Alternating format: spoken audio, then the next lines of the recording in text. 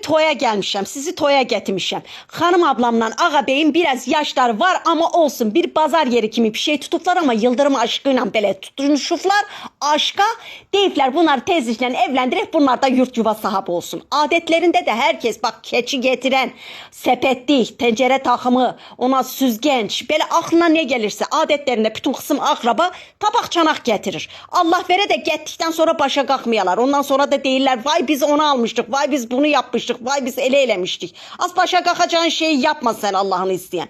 Ondan sonra bak görümü var. Bak görümü görürsen mavili. Gelinin yanında kaynenenin yanında mavili de bir saatte gelmişəm onu izləyirəm. Az ele kasılır gelene getirenin elindekine bakır. Kimde getirip beğenmediklerine belə bu ağzını burcudur. Ağa beyisine bakır sanki belə gelini istemir. Az sen ne istemirsen ha? Sen niye hele bu saate kadar evlenmeyipsen? Çık git yoksa sen o geline yazığa kan utturarsan. Böyle safça bir şeye de benziyor gelinde beni kimi. Kurban olum Allah. Bizim bu görümlerden nedir çektiğimiz bize inanırsan eli veli dağı çekipler. Allah bu kız tezliğinden evlen.